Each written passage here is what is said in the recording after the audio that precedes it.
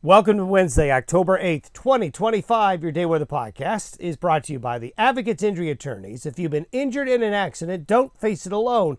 Get an experienced local Wyoming attorney on your side. Free consultations at WyomingAdvocates.com or call 307-800-1952. You deserve an advocate. High pressure and subtropical moisture. Those are the themes weather-wise between now and Saturday. Warm temperatures are going to continue, so we'll have more opportunity to see that moon putting on quite the show, as you're seeing there. Temperatures will be pretty good for October over the next several days in many areas. But a big player, as we've been showing you over the last couple of days, will be the subtropical moisture that expands across the southwestern United States. At the same time, a Pacific storm will come along the Pacific Northwest coast, and a part of this storm will get pushed across the northern Rockies this weekend.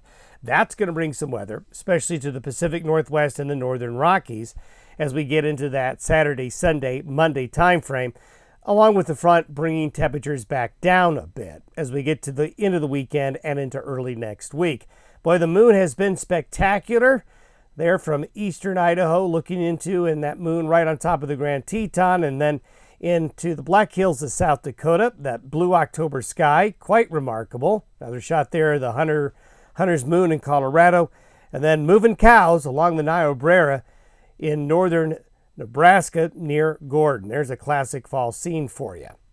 High pressure really showing well with a lot of clear skies across a good chunk of the western United States. We still see upslope conditions in Colorado and New Mexico along that frontal boundary that came through. And then here's Priscilla right here and all the subtropical moisture that's coming up.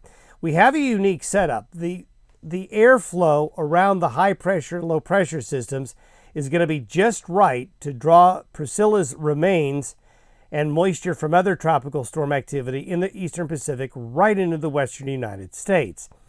As we look at where we're going to be today, the 500 millibar chart by noon, the clockwise flow around the high, the counterclockwise flow around the low here off the west coast is just going to basically guide what's left of the hurricane right up in the days ahead. It's going to be a slow process, but there's moisture ahead of the hurricane, plenty of it.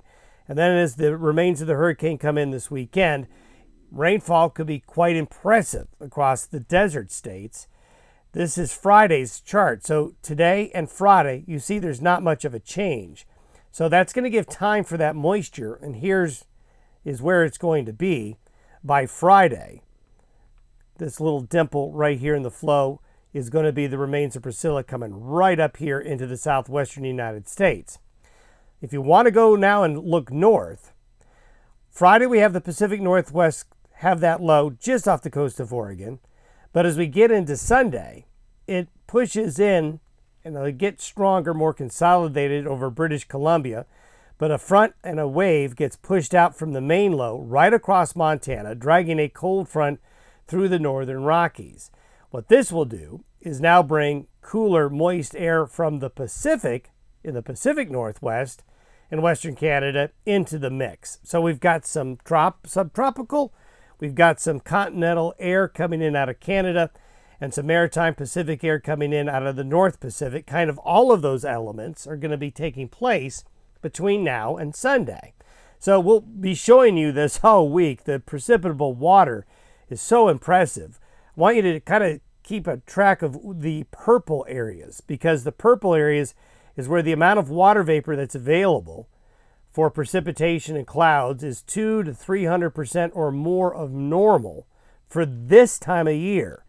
From the deserts of California through the deserts of Arizona and Utah, into New Mexico, into Colorado, then extending all the way north here as we get into Friday and Saturday and Sunday into the northern plains and northern Rockies, before right there at the last frame you can see some drier air getting interjected into the system.